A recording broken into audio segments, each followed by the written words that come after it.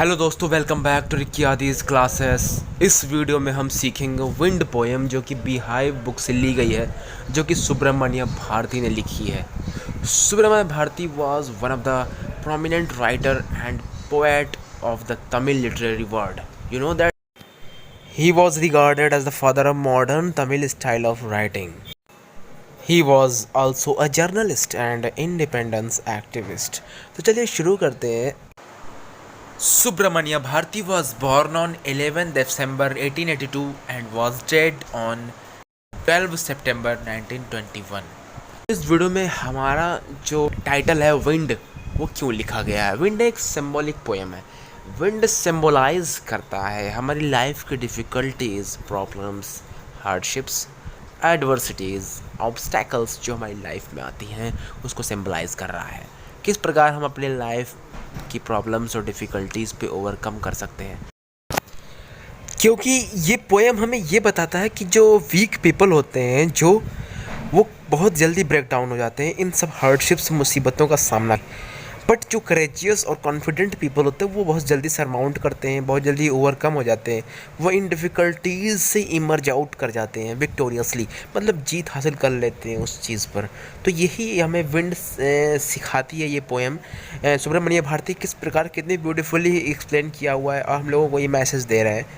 तो हमें ये मैसेज दे रहा है कि हम किस प्रकार बोल्ड और करेजियस और कॉन्फिडेंट होकर अपनी मुसीबतों का सामना कर सकते हैं, और विंड का भी सामना कर सकते हैं, और विंड के साथ हम अपनी फ्रेंडशिप को बढ़ा सकते हैं, ताकि हमें भी वो शिक्षा मिल सके और हम इस पर ओवरकम पा सकें, विंड से भी, जब विंड आए, और मुसीबतों से भी जो हमारी लाइफ में आती हैं।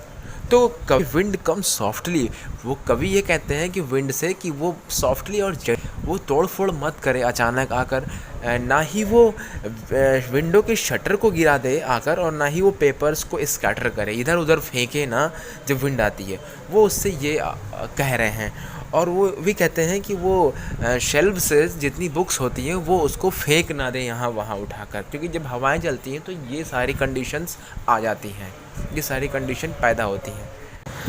तो इस लाइन में आप लोगों ने देखा है कि विंड के डिस्ट्रक्शन को, कितने सारे डिस्ट्रक्शन क्रिएट होती हैं जो विंड ब्लो करती है, जब स्ट्रांगली ब्लो करती है।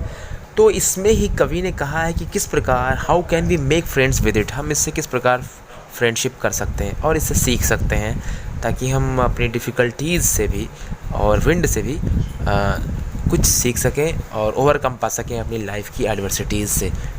By being strong, bold and confident, strong बनकर, साहसी बनकर और बोल्ड बनकर।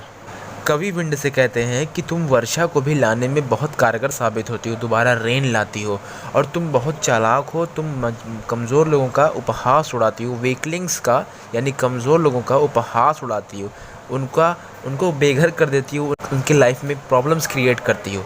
आगे देखो लाइन्स लिखा है कि frail crumbling houses, crumbling doors, crumbling rafters, crumbling wood, crumbling bodies, crumbling lives, crumbling hearts.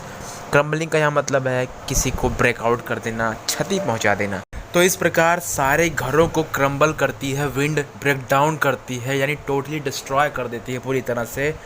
और डोर्स जो होते हैं घरों के, उसको भी क्रम्बल कर देती है। और बहुत सारे रैफ्टर जो होते हैं, जो छतों की जो बीम होती है, जिस पे छत टिके होते हैं लकड़ी के सहारे पे, उसे हम रैफ्टर बोलते हैं, जिसे शिंगल्स भी कह सकते हैं कई मायने में। तो वो सारी चीज़ों को डिस्ट्रॉय करती है विंड। और क्रम्बलिंग वुड, यहाँ तक कि फर्नीचर वगैरह, लकड़ियाँ वगैरह जो घरों में यूज़ होती हैं, उन सब को क्या करती है, डिस्ट्रॉय करती है। क्रम्बलिंग बॉडीज़, और हम यहाँ तक कि हमारे बॉडीज़, कई शरीर, कई लोगों को नष्ट कर देती है। कई लोग तो उस पे मर भी जाते हैं उस विंड के चक्कर में। और क्रम्बलिंग लाइफ्स, बहुत सारी ज़िंदगियों को तबाह करती है। इस लाइन का मतलब ये था। क्रम्बलिंग हार्ट्स मतलब कई लोगों के हार्ट को भी ब्रेक डाउन करती है। कवि का तात्पर्य यहाँ पे यह है कि जो स्मॉल प्लांट होते हैं, जो वीक लोग होते हैं, यानी small plant, tiny children etcetera, weaklings, जो कमज़ोर, उन सबको ज़्यादा डिसइंटीग्रेट करती है विंड, उनको ज़्यादा ब्रेक डाउन करती है, उनको ज़्यादा कोलैप्स करने की क्षमता रखती है। इसीलिए हमें मेंटली टफ और फिज़िकली स्ट्रांग होना चाहिए, ताकि हम विंड पे ओवरकम पा सकें। नेक्स्ट लाइन में है, कवि एड्रेस कर रहा है विंड को, एक भगवान की तरह, एक देवता की तरह बनाया जा रहा है विंड को। कहा जा रहा है कि विंड जो है जिस तरह से खेतों में व्हीट को, ग्रेन्स को अलग करते हैं शैफ से, भूसे से, जो गांव में औरतें विनो करती हैं, जिसे हिंदी में ओसाव करती हैं, उसी प्रकार से जब स्ट्रॉन्ग विंड चलती है तो उसमें से गॉड विंड जो है वो स्ट्रॉन्ग और वीक लोगों को अलग अलग कर देते हैं, शिफ्ट करते हैं अलग अपनी जगहों पर।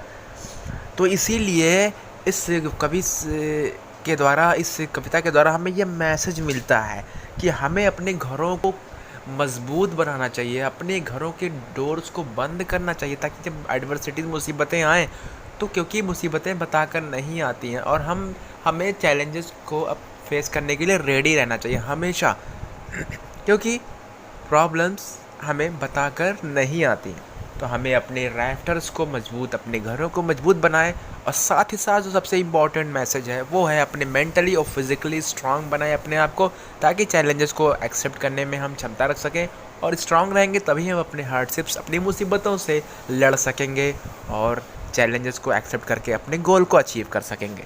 तो बस इस पोएम में कवि ने यही बताया है कि the wind god winnows and crushes them all. तो जब विंड गॉड हैं जो वो क्रशेस, सबको क्रश करते हैं, सबको यानी कि कुचल देना, सबको इधर उधर कर देना, सबको नुकसान पहुंचाना, ये चीज़ें आती है, क्रश का मतलब होता है। दूसरी लाइन में है, he will not do what you tell him, वो तुम्हारी एक भी बात नहीं सुनेगा। जब विंड आता है, मुसीबतें आती है, तुम्हारी वो एक बात भी नहीं सुनेंगी। So come let's build strong homes, तो आइए हम लोग अपने होम्स को स्ट्रॉन्ग बनाएं, स्ट्रॉन्गर बनाएं, घरों को मजबूत बनाएं। Let's join the door firmly, और दरवाज़ों को भी फर्मली उसको फिक्स करें, और डोर को भी फिक्स करें। और फिर कह रहा है practice to firm the body, और अपने बॉडी को व्यायाम करें, एक्सरसाइज कर फर्म बनाएं, इस पर अभ्यास करें कि हमारा बॉडी क्या हो, फर्म बने, मजबूत बने। Make the heart steadfast, और हमारा हार्ट भी मजबूत हो। ओके, डू दिस, ये करें, and the world will be friends with us, और इस तरह से ये विंड हमारा क्या होगा, फ्रेंड होगा। अगली लाइन है, the wind blow out weak fires. अगर आग जल रही है बट उसमें वो आँच ना हो, वो इंटेंसिटी ना हो, वो उस डिग्री पर ना बर्न हो रहा हो आग, तो उसे विंड की इतनी ताकत है कि ब्लो आउट कर देगी, बुझा देगी। बट वहीं पे अगर विंड स्ट्रांग, फायर को क्या करती है, फ्लोरिश करती है और उसको भड़काती है। जितनी हवा चलेगी उतनी आग बढ़ती जाती है। तो ये विंड का मतलब एक हमारा एक दो फेज दिया जा रहा है, दो रूप दिया जा रहा है कि इस चरण में ये काम कर सकती है। आगे लाइन्स में है, यहाँ कहने का मतलब ये, अगर हम स्ट्रांग रहेंगे तो विंड को झेल लेंगे, ताकि विंड कितना भी फोर्स करेगी तो विंड का साथ साथ हम भी स्ट्रांगली बिहेव करेंगे उसके साथ। बट अगर कमज़ोर है तो एक फूंक की तरह बुझ जाएंगे, यहाँ से ये तात्पर्य। अगली लाइन में है कि हिज फ्रेंडशिप इज़ गुड, उसकी दोस्ती अच्छी होती है, and we praise him every day, और हम प्रतिदिन उसकी तारीफ़ करते हैं। कि विंड के इतनी ताकतवर बनना चाहिए हमें, ठीक है। तो आई होप आपको वीडियो का सारांश, समरी समझ में आया। मिलते हैं अगले वीडियो में कुछ नए टॉपिक के साथ और नए लेसन्स के साथ। अब तक टेक केयर, बाय बाय।